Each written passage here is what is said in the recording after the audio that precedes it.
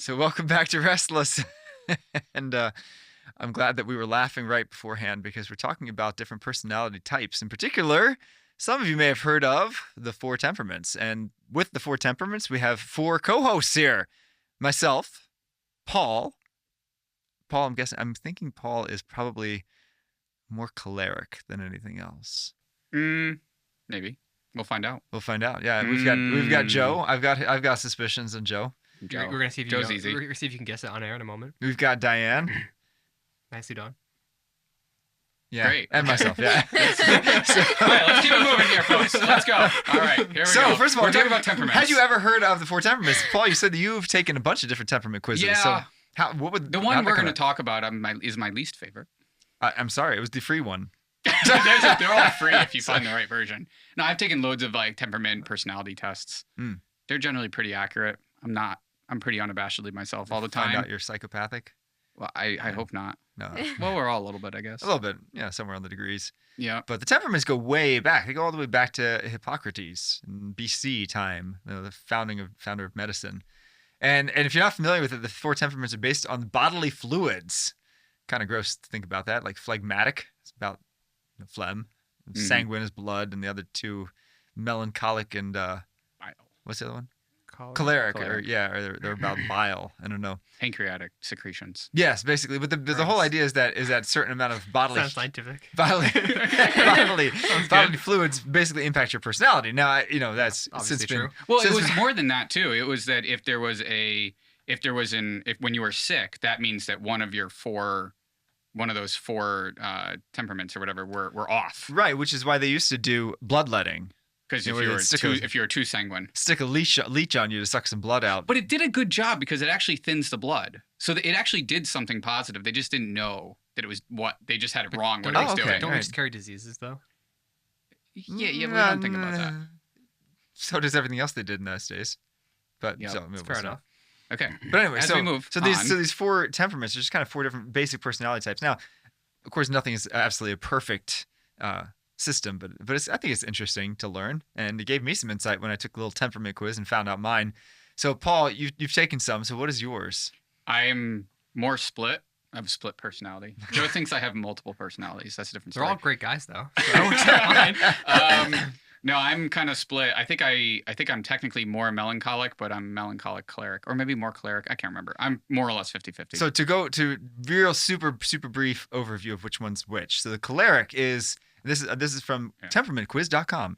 Okay, it says the choleric is the natural leader, determined, energetic, and goal oriented. Go get him. I can see that. I think I'm fairly goal oriented, energetic, and a natural leader. Yeah, I would definitely say that. I would agree with that. I think it's been described that when a cleric walks in a room and there's disorder.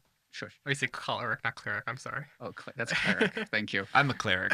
Yeah. Are you a choleric? I guess he could also say hi, father, if there's another cleric in the room. Anyway. In any case, I have to address Joe's bad jokes. No, you don't. Just ignore them. Please move on. And when a cleric walks in a room and there's chaos or disorder, they naturally want to make order out of it. And like somebody who's not cleric would look at that and be like, I don't want to do that. And a cleric person has no idea how they cannot comprehend why somebody wouldn't want to make order out of this chaos. Okay, so that's choleric. Yeah, definitely an order person. Melancholic is a perfectionist, but who's kind of more sensitive, thoughtful, quiet, self-driven, but not really necessarily the leader. Kind of someone who just kind of often does their own thing. Glass half empty type of person, generally cynical. Yeah, can be. Yeah. Melancholy, all that kind of stuff. Yeah, I would say I'm that too. Oh yeah, definitely. But I think I can't remember when I took it, I was pretty 50-50. I might have leaned cleric, but I can't remember. Maybe melancholic. So the phlegmatic is those who are kind of like the peacemaker, chill, easy going. Oh, that's me like, too. Oh. You definitely. No. Anyway, go on. Yeah, Sorry. multiple personalities. See, Yeah, clearly. Let's go for I'm four. actually all of the things. Jesus, perfectly. I think Jesus may be the only perfect one that has perfectly all integrated four balance. And the sanguine is the bubbly, life of the party, energetic, fun-loving. That's totally Paul. He cooks really well, but that's about it, really. You bubble. I am the life of the party. Go on. So those are the four kind of basic types, and Joe wants me to guess his on air. Yes. And so. See how well you know me. Yeah. So I've known Joe since he was 13 years old. So let's see. I would say you're definitely a melancholic. That's one of your. You're a melancholic phlegmatic. Final answer. Melancholic is your primary. Phlegmatic would be a secondary. Okay. Mm. I am 62% choleric and 38% melancholic. Okay, according So to we're this- very similar. Interesting. Okay. Because Joe does not appear lazy. And he's not a peacemaker. I don't- See our other episodes where we fight. Like I said, I don't feel lazy, but Yeah. I have the capacity for profound laziness for Yeah. sure. Okay. Can be hard to motivate. So you're not hard to motivate. Which one are we talking about right now? The though? Phlegmatic. phlegmatic Yeah, kind of yeah, the why he's laid not. back, chill kind of person. Yeah. So Diane, I'm pulling mine up. you're definitely a choleric Ours as look well. very similar. That's Ours are opposite. that's Hard part, charging, part hard true. driving. Yeah. Yes. I would describe also- myself as a leader. You're also a perfectionist and sensitive. So I think you're Yes. choleric melancholic. That's correct. I'm about 50-50 split. Really? I don't know. Yeah, melancholic was kind of depressing at first because I just think of depressing people, but No, but there's a great gift in being sensitive and thoughtful and quiet. yeah, I and- would say it's more not cynical like you were describing, Paul, but definitely perfectionism. That's something that it's been a blessing and a curse my entire life, you know? It's mhm. good in some situations, but it's bad in other ways of just like being your toughest critic and, Yeah. you know, wanting to just go above and beyond all the time. It can be exhausting. But yes. All right. So what do you think I am then? Just even looking at this, still don't know what these things are, so I'm not gonna. I don't know why I can't. We're We're repeat trying it. to Fluids, clarify. Joe. We will Yeah. try to I think clarify you're this by the end of this bloody episode. and I think choleric, right? Bloody and filled with bile. trying biley a little bit. I don't know. Choleric? Yeah, when I took the quiz, I was 95% choleric. Yeah. Oh, choleric. Which is- Oh, also, by the way, I was supposed to take a test before this episode and failed. Yeah, So I'm he going failed, on one that I failed to took take from- it, but Yeah, and I failed the test too. But that's Well, you said the they're all biggest- kind of similar, right? You know- I struggled though answering some of these questions of like in this situation I could be this, but in Yeah. another situation I could be that. So most of these things, I don't know about this one because it's free, but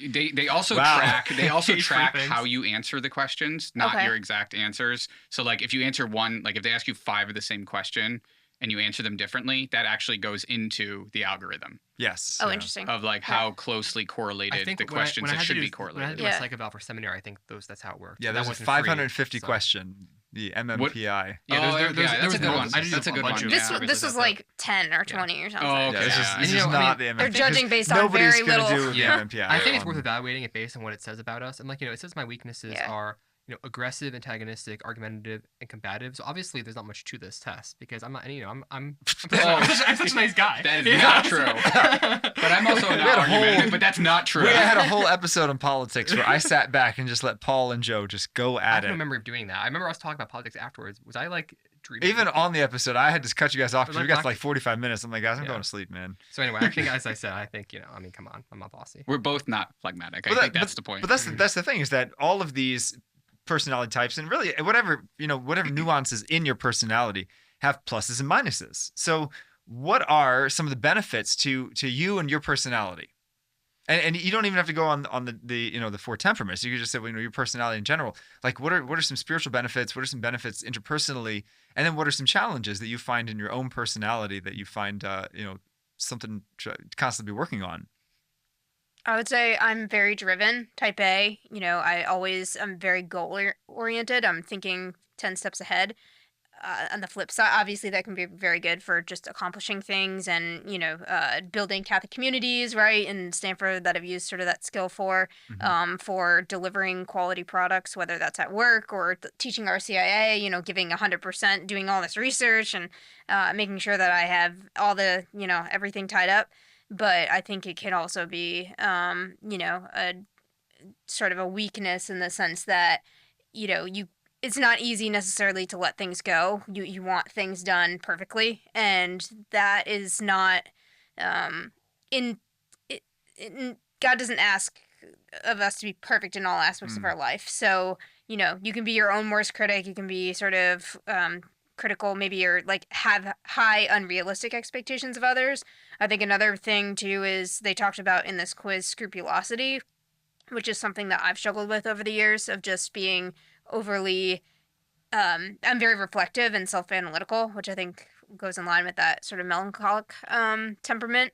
And so, sometimes it can be challenging just over-analyzing things and not being able to like let stuff go. That's your melancholic side. Yeah. Yeah, definitely.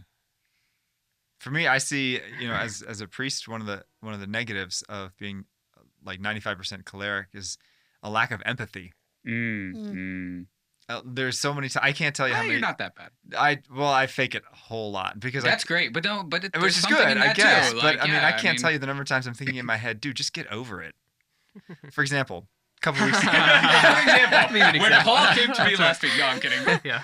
No, like a few weeks ago, there was one of our kids from our youth group, his mom called me up and said, this kid is really sad. I'm not going to use the name because he may listen to this episode. I don't know. But Bob is very sad because Bob's hamster died. Can you come and say some prayers over the dead hamster? Yeah, luckily, he won't know who you're talking about. I know, right? It's just that very general story. That's great. I know, yeah. I hope, Bob, if you're listening to this. Hamster died this week. It's, but yeah, and like, so, I of course I went, and I was very, very kind, very compassionate, but in my head, I'm just like, what? Like, it's a hamster, dude. It's a hamster. But I recognize that as a flaw in myself, and that's part of the choleric is just not necessarily having that empathy towards others as much as some others might. That's why people ask me, do you cry at funerals? I'm like, no, I've never cried at a funeral ever. Really? Even your own relatives? Thankfully I've never had a very close relative die, but I've had some close relatives die. Sure. You have, but I mean, I do funerals. And I've had some sad funerals. I've had suicides. You also attend an outsized number of funerals. Oh yeah, I mean, as priest. It's almost like you 40, 50 funerals a year. Right. Yeah. Desensitized. Yeah, you do get desensitized. Yeah, it's the volume. It's a very high volume of funerals. It is. Yeah. So looking at this, it says strong-willed with noble aspirations. I think I do see that in myself. I think that's a positive. I think I do approach situations or tasks, and I do tend to kind of think big about what can we do to kind of change this. I tend to be kind of root and branch, change everything kind of guy, like in ministry. Like I'm not. I have I think I have kind of big plans for things, and so I think that's good. It also says that I just lost it. Often make sweeping judgments and can be hypercritical. Yep, it's definitely true. Yep. And I see that. Yeah, I think that in this temperament, it seems like there's a bit of a tension between the sort of like optimistic, like passionate, we're gonna fix everything, and then the like, what's the point anyway? Like, it's all stupid. Isn't everything ultimately stupid? I feel that conflict in myself a lot of the time. Vanity is always vanity. Yeah. That's interesting. Like a cynicism that can come up, especially. It even says like if someone's a member of a group is not pulling their own weight, you're gonna step in, and then maybe also judge them for it. And I can totally see that myself. Oh, that's in me too. Yeah. I started a new job about 2 years ago, and when I came into this job, I just found, I can't not like look at things and just take control, even if I have a boss, which I do have. I'm not the boss. You're not the CEO, so. Right, yeah. So that's what I struggle with. So I think it's good and bad. I think it's good because I can take control of things and like fill gaps which are necessary because like my boss can't do everything. Mm-hmm. But I mean, just last week, like I sent around this whole like staffing calendar for all of our like associates and analysts, just to figure out who I can put on my deal. And my boss like, I can do this. This is all by email. I'm like, oh. You're like, you can, but you haven't. I'm like, I'm like, sorry for stepping on toes. I just want to figure out who to put on my deal. And he says, okay, well, you're busy enough. Like, focus on something else. I'm like, oh, man. Like, but that's what I do. I fill voids. And sure. I don't know. Back to Joe's point, there have been times I've just been described as abrasive where I don't have the empathy. Shush. I don't have that empathy. Sometimes. I don't have like an empathy, but I think the way I've solved that is I can't like just be sympathetic. Like it's like an emotion. You can't just turn it on. I don't think I can't. Well, I'm also the way I am, but I think you can learn how to be at least listen. So that's what I've learned. Yeah. I can shut up. Well, that's hard too. Well, that's hard, yeah. And take feedback, right? So if your boss, are you going to do that again? If your boss reaches out, are you going to build another calendar? I'm still going to keep track of it, but I may not send it to him. That's fair. I'll just make a suggestion. That's fair. But you're not stubborn in the sense that you can take feedback. Yeah, I look for. So I think another thing about choleric people is that they like generally high performing people. I think that's generally what it is, especially in workplaces. Mm-hmm. And so high performing people generally request feedback. Like they want, like, give me negative. It's maybe my melancholic side too. It's like, give me negative feedback. Tell me what I'm doing wrong so I can do better. Because you want to improve. Yeah. So I do that all the time. And I'll go to my boss being like, I think I messed up these 3 things. And he's like, no, you didn't. I'm like, but I think I did. He's like, no, you're fine. And it's like, oh, that's interesting. So it's interesting. So that's my melancholic side, half empty. I'm terrible. I'm always think I'm terrible at my job. Joe's like, yeah, I know you are. Go on. It's interesting to me that there's 4 people sitting here and there's 2 temperaments between us. Yeah. And so We're all the same, I'm curious, maybe Father, you could read a little bit about the other 2, because again, I know nothing about any of this. And so so it'd be useful to hear, maybe there's people, I'd be curious to hear how our temperament interact with those of the phlegmatic and whatever the other one are, sanguine. I will tell you that my interacting with phlegmatic people for me is like as frustrating as you could ever imagine. Well, in a work setting, yeah, but like in a social setting, phlegmatics are wonderful. They're calm, easygoing, the good nature. They're the kind of people that you want to hang out with on Saturday because they'll do whatever you want to do. They're the kind of people you want to hang out with, and they're the kind of people you never will hang out with because they'll never say their opinion in the group chat. That's my theory. Okay, well, and sometimes that's a very Gen Z thing to say. I know, sometimes, here we are. sometimes phlegmatics struggle to make commitments and keep them. You know? Yeah. So that's tough to make plans sometimes. Sure.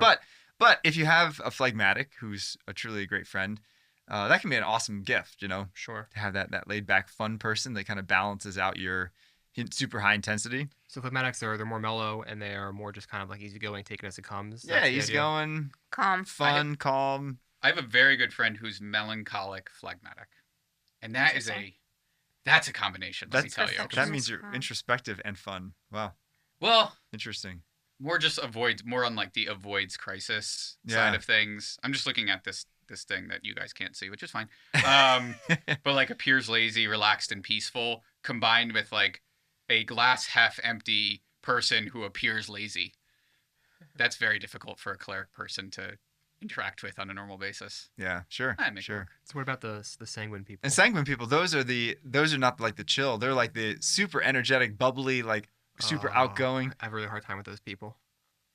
I'm okay with So that. I wonder. It depends. It depends. I You gotta be in the mood. I gotta be in the have a mood. really I gotta hard be in the time mood with those for- people. for Yeah. super I've never bubbly. met somebody like that who I didn't.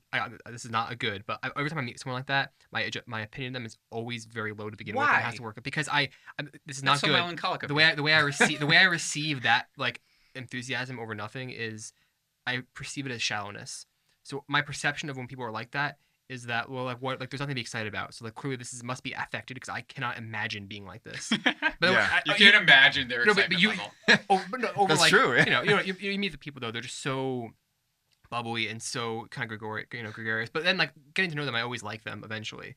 But it's exhausting for you to deal It with. can be, but it's just the immediate thing. I sense it myself as it's happening. I'm like, I know what I'm doing right now. And I really shouldn't be doing it. I'm judging him. I don't know him yet. He's probably a fine guy. Well, but I think you hit the nail on the head. You know, we're talking about the positives and negatives of each one, and one of the negatives of a sanguine. Sanguines are great, and they're fun-loving, and everyone loves them. But the downside is the shallow superficiality, and so that's what they have to always watch out for. Is really kind of deepening an interior life to balance that out. To say I'm coming from a place of not just like Pollyanna, like yeah, life is great, Right. but like really a true joy that comes from Christ, which is definitely different. Mm-hmm. So Yeah, I kind of want to have all my friends take this test now and see if we're compatible or not. Do you want to have them take it so then you can critique them?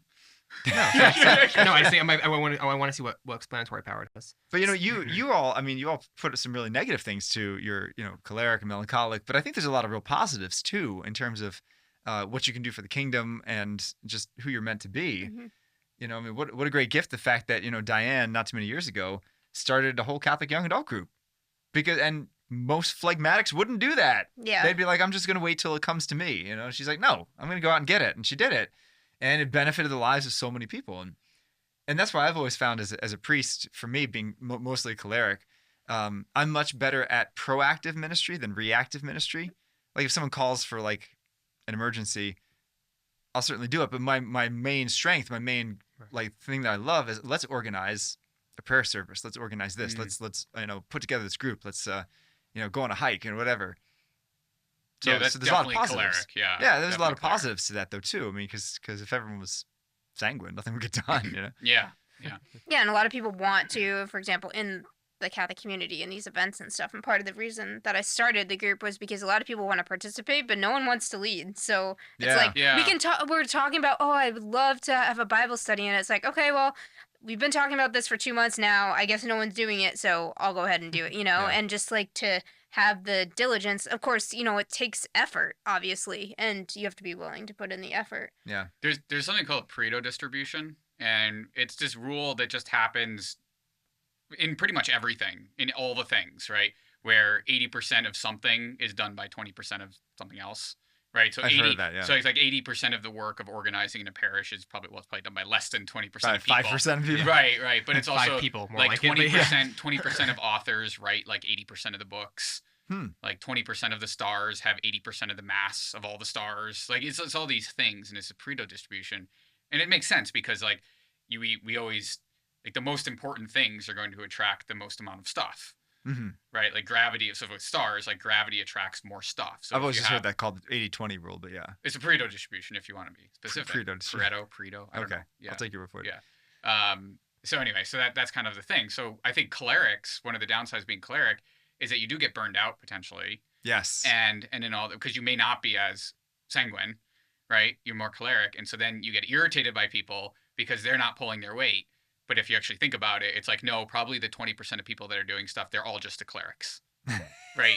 and you have to kind of like deal with that. Yeah, and that's okay because I mean, the older I get, the more I really appreciate people that are sanguine and super bubbly. Because I remember the first time I ever hosted a party at my house when I was like 13 years old, and I was like, talking about awkward teen stage. You're like, oh, my friends are coming. What are we supposed to do? I don't know. But thankfully, my cousin, who's like totally sanguine, she showed up and she's like, all right guys, let's play games, let's go. And like she was like talking like she talked to all these friends she had never met before, like all my friends. It's a gift. And I was like, that's a gift. That's so like you totally broke the ice day one. Right. And honestly, I think we need more of that in parish life because there's a lot of people in parish life who are not willing to go up and meet a new person. I'm not. Yeah, I'm very bad with that. Really? I am too. Yeah, that's interesting. Well, I got stopped in the grocery store. Do you? Yeah. I got stopped in the grocery store the other day. I was walking around and I saw one of the dads in Stamford who goes to one of the parishes here in Stamford, and he's like, "Hey, I see you around a lot. My name's so and so. What's your name?" And I'm like, I've like known of this guy for 6 years. And I would have never said anything to him in the grocery store. It's not my first thing. I'm like in there to get a job done, and that's to get to my groceries and leave. And I'm not in the mood for socializing. That's not so the true. place. That's so true. I'm here to buy food. Not to make new friends. If I see a high school friend at the gym, I wouldn't say No hi to new him. friends. If he was across the gym, I would not. I agree. I don't talk to people out in public. When I have to, so for my job, I have to go to a lot of cocktail hours. I'm wearing this sports jacket because I was literally at a cocktail hour earlier tonight. And I might explain the episode content for the people to decide at the end. Wait, what? How much you be drinking? No, I'm just kidding. I had half a glass of Prosecco. Touch your nose and then touch your nose with the other hand. Okay, that's enough. Moving on. No, I am fully sober. Thank you. But before I go into any of these cocktail hours, I have to like give myself a little pep talk. Yeah, this is your job. You Yeah, need to it's do like this. I have to pretend to be more sanguine for the next hour. Yeah. And then I will leave. See, that's where I think the temperaments like they box you in because I'm melancholic, but I enjoy meeting new people. That's part of why I love starting the community because it's like, oh, like new person, let me get to know them. Do you look at it as like a task though? No, I enjoy it. I love meeting new people if there's a hope that there's going to be a deeper relationship with them. Yeah. So like conversations on airplanes, I don't get into because I know I'll never see that person ever again. Oh, see, I like that. But what if, really? what No. if God placed you in that person's life to like say something that Apparently ends he up- doesn't because I've never, I wear my collar every single time I fly, which is once or twice a year. And only one time in my entire life twice in my entire life has someone come up to me and talked. Yeah. Okay. On an airplane, airport, and like it just doesn't happen. So I don't know if I give off vibes being like I'm not here to talk. Yeah. I mean, I'm taking flights with all guys generally wearing sports jackets like me. And so we all are pretty much probably in overlapping industries. And so we tend to talk to it. You talk shop, A little bit, yeah. That's and you fair. meet people like that. It's like, oh, I used to work with your colleague. It happens all the time on airplanes from LaGuardia Airport. It's just part of the job. So I do talk to people on airplanes quite a bit. Yeah. See, I like meeting new people, but but you were once a new person, Paul. I met you. Yeah, we shared a dessert. It was great. That's right. Yeah, I saw that That's picture. right. They met Where was this? eating one dessert. Donors of Veritas. I'll send you the picture if you want. Us sharing a banana If you pudding. like and subscribe, you can have the That's picture. right, The yeah, restaurant is now defunct. That's kind of Is it really? Yeah, it's defunct. But Where was that?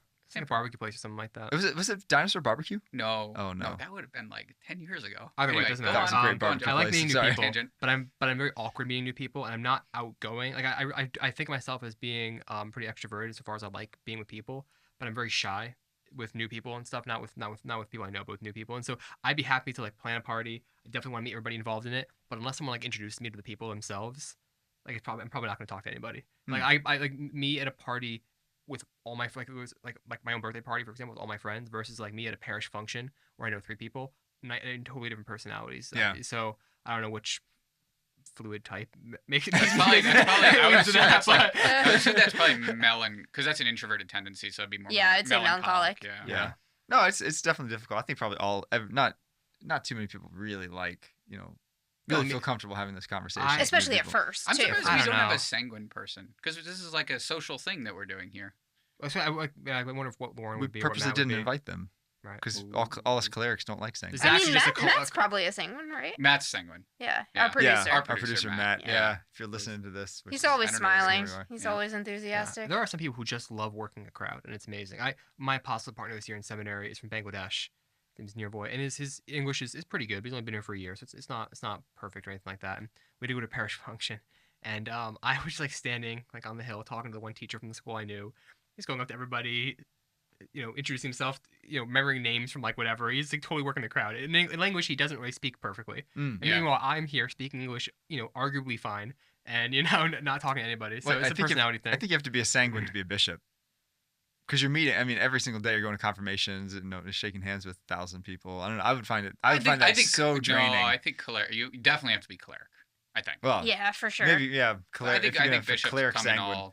all shapes and Sanguine, sizes, maybe fake literally and sanguine. figuratively. Yeah, fake sanguine. I don't know. Yeah, I think But you have to be able to affect a sanguine sort of Yeah, an outer appearance, Yeah. but who knows how they really feel. yeah. It's like Yeah. it's a So I mean, training I've met less some than hour. pretty boring bishops. fair. There's That's a fair. lot of like administrative bishops. They're great. They're not. It's not a bad thing, but they do the job. They So might question. do it well. Question for you guys: do you tend to hang around people who are your same temperament, or are you attracted to the opposite? I honestly think that oftentimes I catch myself doing this where I meet somebody or I know someone I don't like them, and then I realize what I don't like about them is actually very much true about me. Like this guy, Okay. like he's this, that, and I'm like, oh yeah, so am I. Yeah. I just don't like that. Yeah, I think actually a lot of my friends are often very different personalities than me. interesting. Yeah, that's a good question. I think you need a Um, certain amount of overlap. I do Yeah. think so. Yeah. And then having some balance is good. And we might actually seek that out. But if 2 people are just opposite ends of the spectrum, Yeah. it's going to be very hard for those people to get along. What would Yeah. you say for marriage then? Like, because A degree of overlap Yeah. with some balance. Yeah. I think I think like most not that I'm married, It's funny because but like most my- interpersonal relationships. my mom and dad are complete opposite ends of the spectrum and that can happen too. on this. Absolutely, they're totally two opposites. yeah, no relationship is the same, but Yeah. Yeah. I don't what know. works for some doesn't work for others. What do you think about that? What about your friend? You and your friends, are they mostly of the same personality type? I would say they have different in terms of friends, but I think just in terms of marriage, I agree with Paul. There has to be some over. I think if you're Yeah. on the complete opposite side of the spectrum, you just drive each other crazy. But it's Yeah. good. Like you could have the same temperament and just different sort of. There's so many aspects to the temperaments that something helps to balance you out, or you realize Yeah, like yeah. being with someone who is different than you, regardless of their temperament, is a good thing because it can help Right. you to kind of put things into perspective and also figure out like what you need to work on. Like to your point of this annoys me about this person. Well, like Right. Yeah. It's actually about That's me. why yeah, I don't yeah. particularly like this test. Sorry, whoever Wait. whoever is copyright written it currently, or whoever's like doing Well, the thing. nothing's perfect. You don't like it because yeah. it's free. That was it, right? No, I'm a bigger fan of. I like for more personality, which I think is actually more descriptive. I'm a bigger fan of like Big 5 personality model and Myers Briggs. I'm not familiar with either of those, unfortunately. Yeah, Myers but- Briggs is more used in like a work setting. Mhm. I think I've taken that one. I don't remember what I am though. I'm a not a technician. I don't remember what I am, but I'm an ISTJ. Yeah, there's like 4 letters. I Logist- don't Yeah, remember which what is it like a logistician. Yeah, I am yeah. too. Oh, okay. yeah, well, makes we have sense, the same temperament, so Same yeah. job, yeah. yeah. Yeah. So anyway, so that's kind of my. Your- I your like that one wheelhouse. better. It describes me better than trying to, because I think it has 4 dimensions as opposed to, and like Big 5 personality model has 5. Hmm. And so just saying like you're 2 things or even just 1 thing is like just insufficient. Yeah, I think. yeah, no, that's So fair. that's why when That's people fair. bring I mean, up this one, I'm like, I mean, yeah, all don't like things that. limp, because I mean, yeah, there's no proper characterization of every person because I think God did make everyone unique. in the world. We're trying to put everyone in a category. And I hate too when people ask about that, like when they're trying to analyze you too, when they first get to know you, of like, oh, what's your temperament? You know, because it's hard to. You don't want to just say, okay, you can't just box me in because of what I, like, oh, I'm melancholic, because that doesn't. It's not the full picture, I think. That's very true. That's very true. We're a lot more complicated than that. Yeah. But I think what's been most helpful for me is to understand myself, not to understand anyone else, but to understand myself, because especially going through seminary, there's a lot of formation that they try to kind of mold you into, who you're supposed to be as a priest, and some of it I was kind of like, I just don't fit that mold. Like didn't fit for me. And then when I read this, I was like, oh, okay, that's why. That's what made a lot of sense. Sorry for you. Yeah, I'm done. Sometimes I think that, all right, see you guys next time. I think sometimes there's a temptation, and at least I feel in seminary, where I look at a guy who has, like whatever it is, he's good, he never really complains, like he's always just sort of optimistic, or he sort of accepts things with a really good spirit of docility, or he's always charitable, whatever it is, and it's easy to look at that and be like, wow, I really, not only do I admire that character trait, but I actually envy that character trait, and I wish that came to me as easily as it comes to him. But the reality is that there are probably, it's hard to imagine, but there might be good things about me that don't come easily to that person, right? And so, God does God makes us, unique, and there's a complementarity that exists sort of like in aggregate, right? Where I think I try to remind myself, like he's good, like that. Some things just do come naturally, right? Like maybe he struggles with charity in this way less than you do, because he's just like, sort of less naturally critical of things than you are.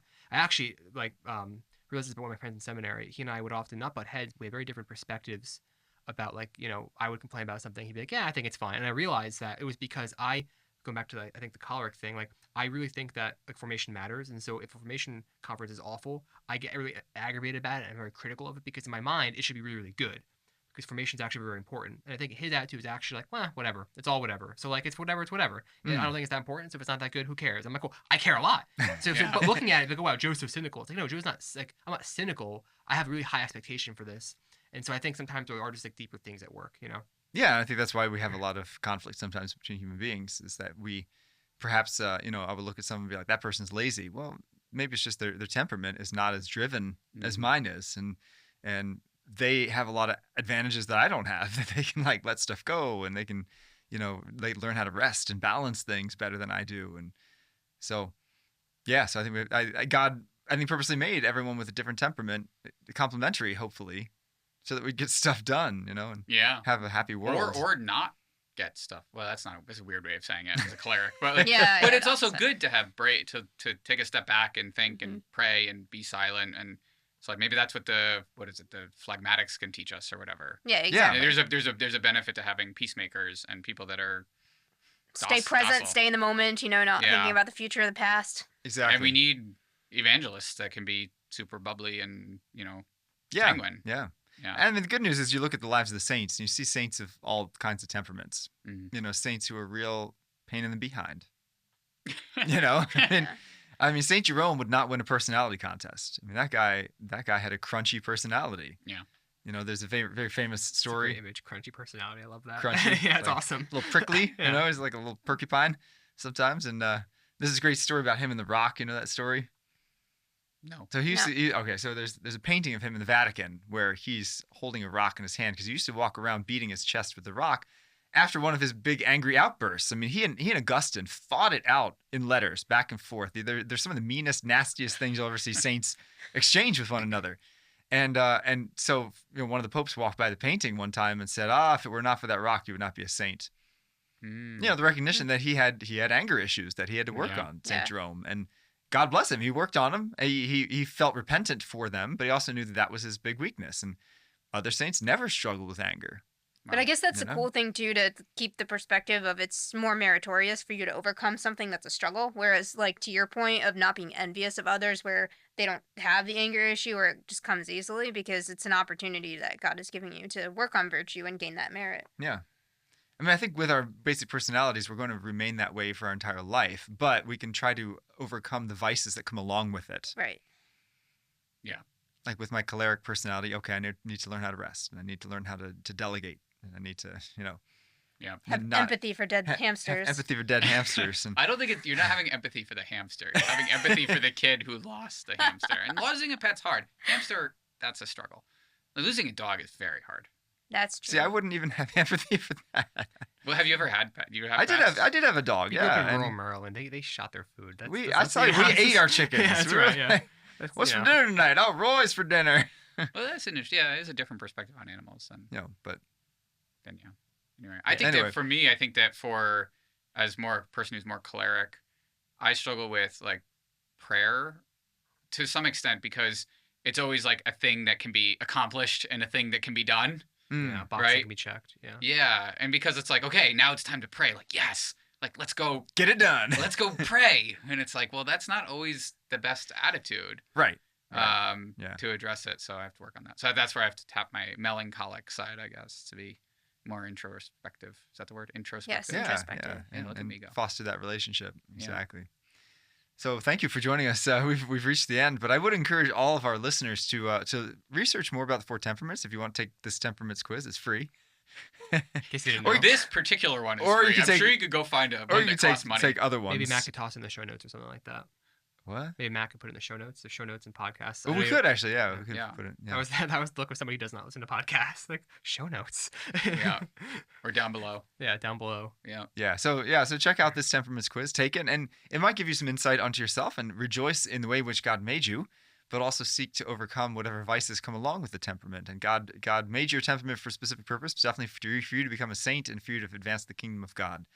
You can find us on Veritas Catholic Network, 1350 AM and 103.9 FM, wherever you get your podcasts, YouTube, and other social media and podcasting sites. So tune in next time to Restless.